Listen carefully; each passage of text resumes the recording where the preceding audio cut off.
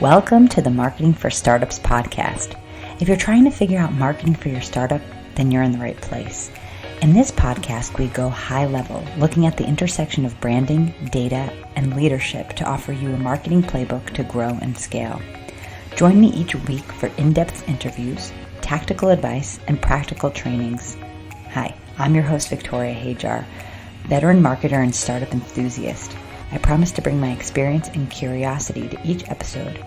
Then together, we'll peel back the onion on this ever-changing discipline that is marketing. I'm so happy you're here. Let's dive in. Hello, and welcome to this week's episode of the Marketing for Startups podcast. I am talking about something that has been highly requested from the community, and it is a question that I got a lot in last month's Marketing Strategy Bootcamp, which if you are unaware of what Marketing Strategy Bootcamp is, it is a 3-day marketing intensive with me live. And at the end of the 3 days, we leave you with your full marketing plan for the year ahead and really just sets you up for success. And it's always really fun because we have all different kinds of super diverse founders across tons of different verticals. So we get to learn a lot from each other. It's really, really fun. It's something that is like my greatest joy to get to do. So if you want more information about the Marketing Strategy School Bootcamp, you can get that in the show notes. But I wanted to talk about lead magnets. It's something that if I were to choose one of the most important things to understand and implement well, it is lead magnets. So let's kind of understand, let's kind of back up, start from the beginning. What is a lead magnet and why it's important? I'm sure you know this already, but again, one of my biggest values is mastering the basics. And as a marketer myself and speaking with so many founders, it's like we get so caught up in the day-to-day and sort of chasing the shiny objects or the big ideas that come or the new social media platform. There's just so much always to be doing, is that oftentimes it's worth it to check in and make sure that the basic pieces of marketing are in place. But not only are they in place, are they actually effective, right? And so lead magnets undoubtedly is one of the most important things to get right in your business, because that directly correlates to the pipeline that you fill for sales. So let's back up. What is a lead magnet exactly? So a lead magnet, in its most general sense, is something of value you give to your prospective customers or clients in exchange for their email address. So why is it important? There's such a small number of people that are going to buy from you immediately. Okay, the percentage is very small. If you're advertising, or even if you're just like in person selling something, like people need that like, know, and trust factor. They need to understand what you do, how you serve them, and how you can help relieve their pain point. Usually that takes time to develop that relationship and to get that understanding from the prospect or customer. And so therefore, emailing our prospects on a regular basis is really important for building that rapport, making sure that they understand exactly what you do, what your product or service is, and how you can help them or enhance their lives, right? And it really gets them ready to buy. So if you're a product-based business, the easiest way to think about lead magnets would be like a promotion of some kind, like a discount or free shipping. And what I want to talk about today a little bit more is on the services side, because on the services side, and if you're a product-based business, please don't shut this off. One of the greatest lessons I've learned working with so many different verticals in my 10, 15-year career as a fractional chief marketing officer for startups is that some of the greatest ideas for marketing, the most creative ideas, actually come from looking at other industries, like what some of their best practices are, and thinking about ways that you can kind of use that for your own business. So I think we have a lot to learn. Product-based businesses can do a lot of really cool, creative things that don't have to just be discounts, but more often than not, it's shipping or percentage off is the fastest way to get that email address. Okay, but let's open the box here and think of like all the other really cool high value things that we can share with people in exchange for their email address. And so creating a lead magnet is the process of like packaging up something of value and then gating it, right? That means putting it behind a opt-in form in order for them to access. So their payment, in a sense, is their email address to you in order to access that information, okay? And the tech behind setting that up is very easy. It is very easy no matter what systems you're using. And there's always tons of support. You hear all my family screaming in the background, they're playing a board game. Work from home and mom life, it's awesome. So packaging up, putting it behind a gate, that process, whether you're using Constant Contact or MailChimp or all of the other billions of options for your CRM, and you just simply type in how to do this process I'm describing right now, there's so many resources available for you to do that yourself or just get on support. And I'll like give you a little bit of tips on how to actually execute it. But I want to think a little bit bigger picture now. So let's think of what are these the value that you can give in exchange for an email address. So practically speaking, this could be as simple as a Google Doc, some one page, right, checklist or a guide or some instructions on how to do something specific, a recipe, something that you're just kind of type out that's going to connect with your target client, something that is maybe answering a specific question that they have, which isn't exactly your product or service, but it's related to your product or service.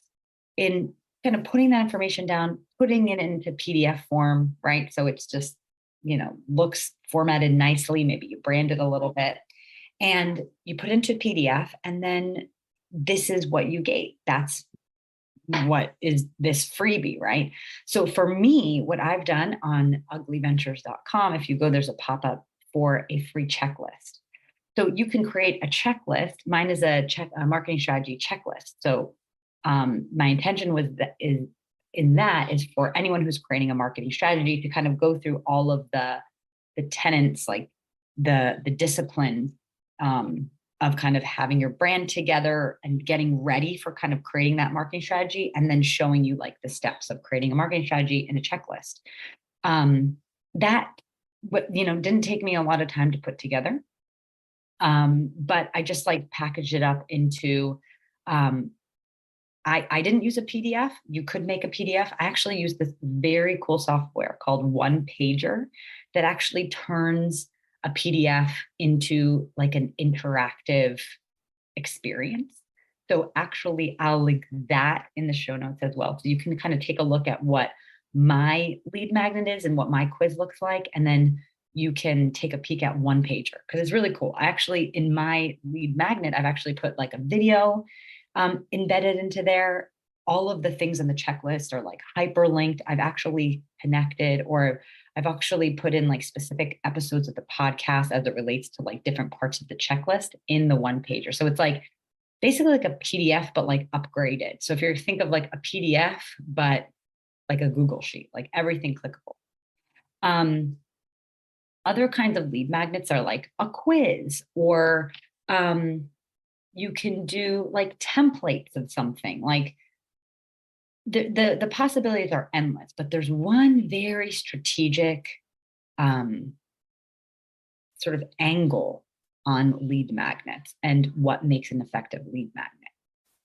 So essentially, you need to create a lead magnet that's like something that your audience actually needs or wants or has asked for before. And what is the most effective in lead magnets is that you want a lead magnet that's going to get your prospects ready to buy like what you have. So I'm going to give you an example of one of the founders that was in my last boot camp because she had a very cool business model. Her business was all about, it was a membership site, a membership community that gave did meal plan prep basically for busy families, busy moms and dads. So you join the membership site and she'll deliver to you like a really cool, like intentionally designed weekly meal prep, like instructions with the grocery list, with all of the recipes, like utilizing what's left over in the grocery list that you've got, like to make sure that there's no waste, and like we'll tailor it to different diets and all those things. So super helpful for someone like myself who's super busy mom, and like, oh, like meal planning is something that always like gives me stress, right? So that's her product. So the idea is like, well, what content and what kind of lead magnet could she be sharing that's going to get people ready to buy with her? And this one I love as an example because it's pretty obvious. It's sort of like, well, she should be sharing some meal prep plans or some ideas on like how to meal prep, right? So let's say she did a lead magnet, which she may have actually, I'm not sure. If she did a lead magnet, which is like one week, one free week of a meal prep. So what happens is like people get a taste of what she has to offer inside the membership. They see the value of it. They get to go through the process of buying the things at the grocery store and making the recipes, see how the recipe tastes. And if they like it, then they would be more in a position to like want more of it and join the membership site, right? And actually become a paying customer. So what does this look like in your business, right? What does it look like in your business? This is taking into account the step before the purchase, getting them ready to make the purchase. And I'm sure there's lots of creative ideas spinning in your head on how you can do that. But what the first step is to create the core piece of content. So in the case of our meal prep founder, she would have to go through, maybe create in a PDF form, or maybe using one pager like I did, to create like maybe a little booklet, a little guide that's like an introduction to like what is meal planning, why it's important, how it saves money, blah, blah, blah. Maybe page 2 is like, grocery list and a little bit of information about like what the meals for the week are going to look like. And then after that, one recipe each week. So maybe she just shares for like dinners or something, right? She puts all of that into a document, PDFs it, and then great, it is a PDF. So what do you do next, right? Then you're going to go into whatever your client relationship management tool is, your CRM, which is basically where you store all of your emails. And pretty much all of the CRMs will have the functionality to do the automation that I'm about to tell you, right? You're going to share that you have this lead magnet, right? And what you're going to do is direct people to an intake form. So almost with all the CRMs, you can build an intake form inside the CRM. So you either look for landing page or you look for forms, and you're just going to create yourself. You're just going to create, what information you want from the person. You probably want their first name, maybe their last name, and their email address. And actually, the less fields you have, the more likely people are to convert and actually give you their email address. So that is something to keep in mind. The more kind of barriers to entry put, the more likely people that are bounced off the page. So you're going to create that intake form, or if it's a landing page, however it's called, but going to create that. And then with that particular landing page or intake form, you're going to assign a tag. And this is really important because on your intake form, when people put their name into that particular form, right? And it's going to look like a little landing page, a little website page. And there's tons of ways you can kind of customize the URL and kind of embed it into your website. There's so many ways to kind of like execute it, but essentially you just need that intake form on a page that lives online. And that could be inside your website, or that could be on like through the CRM, like MailChimp. You can create landing pages through MailChimp. You can create forms that you just embed into your own website. And it's all so easy. And there's tons of YouTube tutorials to do that. People explaining it much better than I. But essentially, the important piece of this is you are having that URL to share. People get to that landing page with the form. They fill in their stuff. they press submit, and then automatically an email gets sent to their inbox that is saying, thank you for signing up for, this free resource. Here is a link to, whatever I promised you. And inside the body of the email will be a hyperlink or a download button where they can download this PDF you created or this checklist, or it could be a video that you created or like a mini training. Like there's so many ways that you can create valuable content that people will give you your email, their email address to access. But the point is that this small little funnel that you create is really the backbone of your whole marketing strategy. Okay. So let's talk a little bit high level. So now we've understood a little bit about what you should be creating as a lead magnet, the importance of creating that form and that like landing page, a place to kind of get them to input their email address, press submit, and then through MailChimp, remember I told MailChimp or your other CRM, remember I told you to add a tag to that form. So when they fill out the form, that email address gets a small tag. And the small tag is really just a way of organizing your email addresses. Because once that email address goes into your marketing email list, right? That's kind of where you're gathering all of your prospective clients and customers into one list. Having that tag is going to be really useful because you understand how people came into the list, right? They came in through that lead magnet because their email address has a certain tag. The other thing that's really important for the tag is the tag will be the piece that is needed in order for any automation to happen. And so we need that piece of automation, an email to go into the inbox of that person that inquired or asked for the lead magnet that's going to deliver them the lead magnet. And also now they've, received an email from you and will be ready to receive more emails. So this piece of the puzzle is so, so important because it's really one of the only ways in which businesses are able to gather prospects with their email addresses that we as business owners own. So now I'm going to go off in a little bit of a tangent and remind you that if you're building your business on TikTok, if you're building it on Instagram or Facebook or whatever, you do not own any of your followers. You don't have their email information. If your account got hacked or you lost access or whatever, like even if you have millions of followers on Instagram, you will have literally no way of getting in touch with them. And so therefore the process of pulling people off of those social platforms and getting them onto your email list is vital. It's crucial because your email list is an asset in your business, right? And you own that email list. No one can take it away from you. Your CRM, like MailChimp and Constant Contact, they do not own the email addresses you put in there. The email address is yours. You can always download it into a CSV Excel file and take it with you wherever you go if you choose to go to a different software.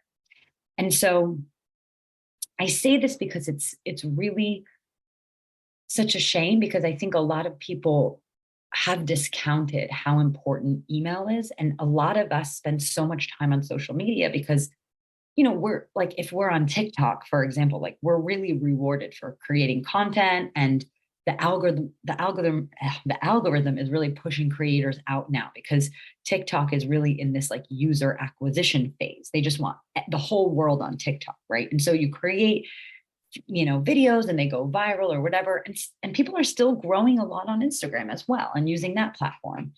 But even if I spoke to a founder once that had a product business and they were like, oh no, we don't have a website. We don't have a website. And we do all of our selling through Instagram sales. We're killing it. They had crazy great revenue. It was really awesome.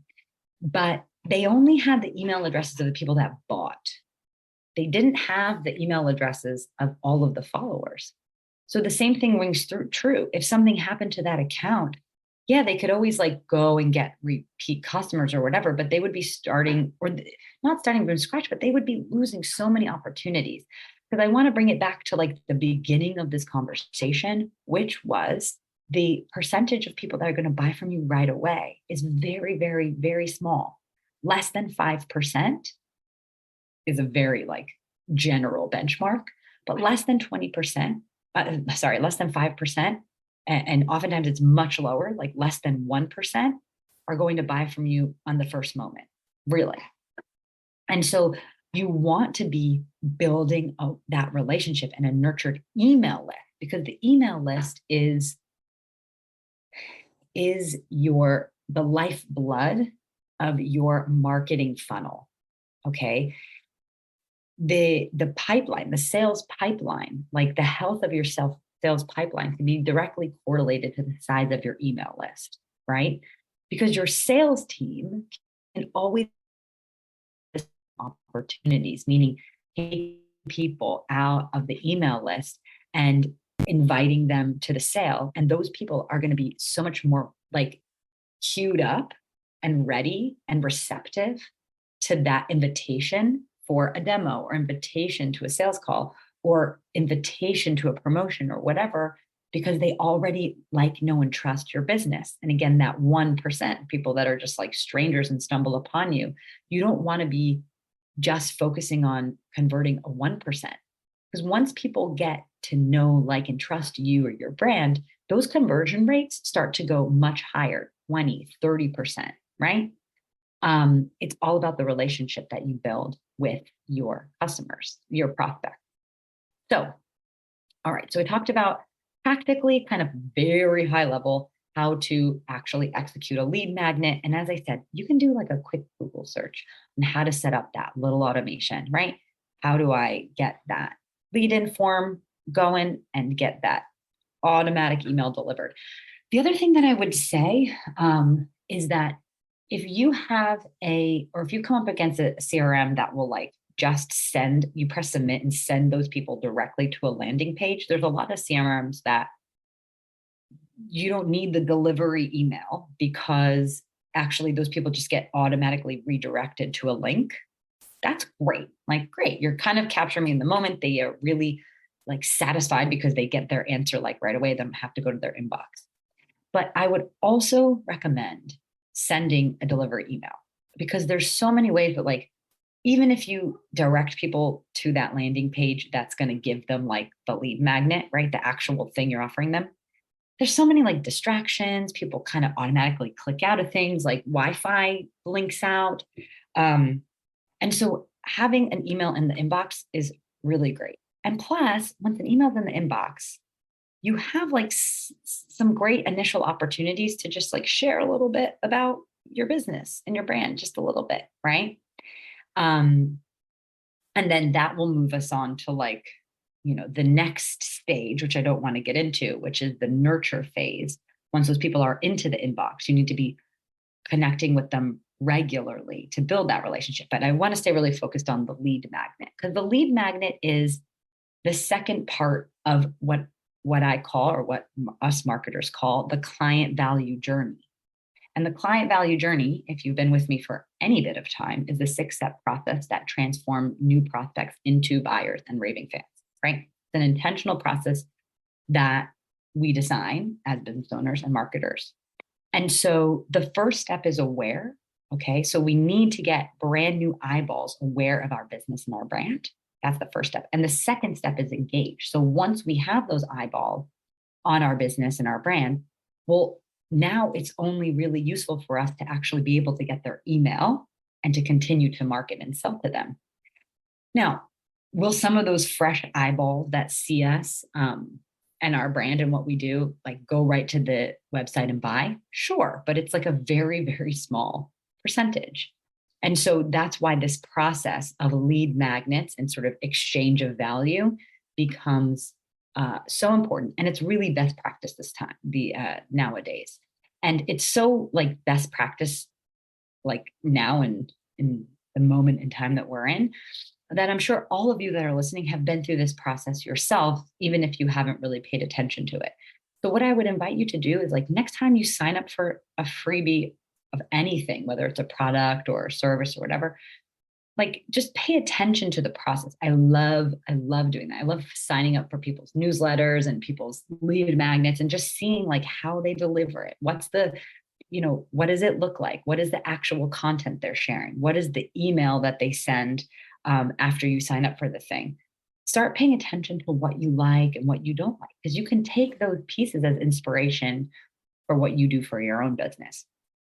So that's going to bring me to the last point, which is like, all right, you have your lead magnet, which is great, but it's not so useful unless people are actually signing up for it, right? And so this is where you have to ask yourself every single week. I go through this practice where I have this planner that asks you kind of like every single week, like, what are you doing to get in front of new audience, right? How are you engaging with them? How are you nurturing them, just to like touchstone and make sure you're covering all your bases every single week, because it is just like, it has to be constant and consistent in order for you to get that traction and momentum, right? So I ask myself that question every single day. It's there, but I'm really focusing on it once a week to make sure that I have all my ducks in a row. So I invite you to do the same. But one of the biggest pieces of the puzzle for most founders that I talk to is the fact that they're not getting in front of new eyeballs. They're not putting themselves out there. Okay. And so what I want you to think about is, how are you going to get in front of new people, new prospects, and share your lead magnets with them? So I just have a couple ideas that I wrote down here. Here are 4 ways that we can get in front of new audiences and share our lead magnets with them. So first I want to say is it would be very beneficial for you to put your lead magnet everywhere. So I'm talking like in the bio for all of your social accounts, including LinkedIn, right?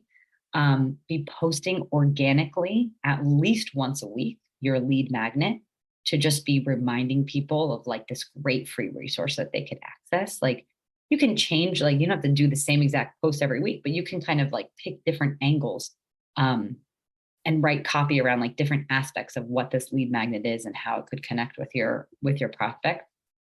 So sharing it everywhere. But in terms of new audience, I will remind you that there's essentially only 3 ways to grow your audience online and like get in front of new eyeballs. The first is paid ads. So paid ads, I don't want to go too deep here because I can go so deep, but the paid ads it is so useful to use lead magnets and paid ads. So there's a couple kinds of ads you can run. One are like more brand awareness ads, which are generally just like, oh, here we are. It doesn't have much call to action. They're just sort of like inviting people to like click to your website and just like pique their interest in who you are. That's what we would call like a brand awareness ad. That's like top of the funnel ad, right? And the lead magnet ad, though, is usually like a middle of the funnel ad, right? But it's I think the most cost effective. And if you're just starting, like definitely start with a lead magnet ad if you're beginning your business, because it is a tangible result that you can yield from your ad spend. You can be tracking how many leads you're getting for how much money you're putting out there. So as opposed to brand awareness, yeah, it's great to get click-throughs to the website. That's very valuable in certain stages of business. But for most of us, the first thing we need to focus on is growing that email list. And so if you choose to run ads, make sure you're running lead magnet ads. And again, could be a downloadable PDF, but I also want to stress that it could be a webinar, right? We've all seen like free webinars, right? That's a lead magnet, right? Or a mini training or whatever, right? But make sure that an ad that you're putting out has that call to action and inviting people to give you their email address, right? And then just for some some clarity, there is like a bottom of the funnel ad, which is basically like just asking people to book the sales call or book the demo or buy the thing, right? And that's also great. But of course, the conversion on that, especially if the audience are not like warmed up and know really about you, going to be quite low. So you're not going to get as much like ROI on that as you do with the lead magnet advertisement. So that is ads. That's the first way you can get in front of new audiences. Share your lead magnets. Now, the second is SEO. So SEO is basically search engine optimization. We're going to have a great episode all about SEO next week for you with Meg from Clapping Dog Media, who's fabulous. She'll tell you all about SEO, but on the highest level, SEO is really like an awesome way for you to connect with people that are having like the pain points that your partner service actually cures, right? And so creating blogs that speak to those pain points that are the same keywords people are using to search in Google search, like, how to meal prep on a budget, for example, right? Something that someone can Google. And if you have great blog content that kind of answers those questions, this is a wonderful place for you to also put in your lead magnet. You can think about like when you're reading a blog and how you actually format the blogs, right? They have headers. There's a lot of nice juicy hyperlinks in there, but you can also put buttons to your lead magnets or kind of like ads to your lead magnets right there in the blog. So you know that you're kind of capturing that audience, answering their question in the blog when they're searching for that specific answer. But once they're on the blog, like give it more bang for your buck, get their email address, right? So you can put it in the body of the blog, like a pop-up, or you can do a pop-up. Did I say pop-up already? Okay, it's the end of the day. Now I'm getting tired. So embedding those lead magnets inside of all of your blogs or making sure that there's a pop-up for all of the blogs that you have is an awesome way to get those prospects actually leave you their email address, right? And then the third and final way that we can get in front of new audiences is through partnerships. So I wanted to stress this one because partnerships could be email exchanges. They could be social media posts on each other's platforms. They could also be podcast interviews, things like that. And so podcasts are a great way that you could also be sharing the lead magnets. So this is where I think there's a lot of value in spending some time and making that URL, like the landing page that you create where people put their name and email address in, making sure that's easy to share. So if we go back to our meal prep example, you would say like name of your website.com / free meals, something that's so easy and like that you could share in a conversation and people will remember it. I would really suggest that having that little tool in your toolbox is great because if you go out networking with people, you can share that just like face to face with people and they'll remember it easily. If you go onto someone else's platform, like you do, I don't know, like a video on someone else's Instagram or a Facebook Live or whatever, anything like that, and you're in front of new audience, you can invite them to the free download or the freebie or the lead magnet or the free training, whatever. But being able to have an easily communicated URL is key. So I think I've been talking for a long time. I can just freaking talk about this all day. I get so excited. But I want to keep it super focused because I know that there's a lot of different directions. You can go very deep into all of this stuff, but at the highest level, I want you to ask yourself right now, do I have a lead magnet? Okay. And is it an effective lead magnet? Like, are people actually want it and are they converting? And I want to leave you with this last tip. Don't waste your time making tons of new lead magnets. It is way, way more efficient if you look at lead magnets you have now that maybe are not performing so well and just figure out what's that 10-degree shift to make it better. Can the copy be better? Can the image that demonstrates what the lead magnet is be better? Could I be better at promoting it in more places? Focus on that. Those are going to be like the higher leveraged activities you can do rather than like going back to the drawing board and feeling like you have to make another lead magnet, because it is upfront time investment. But what's great about lead magnets is like you do it once, and a really good lead magnet can serve you for years and years and years. So I hope that that was helpful. If you have any questions, you can always just DM me. I'm like always on Instagram. I love LinkedIn, victoriahajar.com. And the last thing I want to say is go check out my lead magnet. It is at Ugly Ventures, UGLIVENTURES, uglyventures.com, / go to market. And I'll put that in the show notes. Let's see, I'm just going to make sure that I'm giving you the right.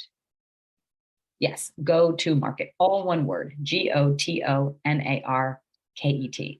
So uglyventures.com / go to market. And you can see this like one pager that I use, which is fabulous and really interactive. I really love that software. So that's it for this week. Next week, we're going to be talking all things SEO. So be sure to tune in, and you're going to love Meg. She's fabulous. And I'll see you then. Have a great week.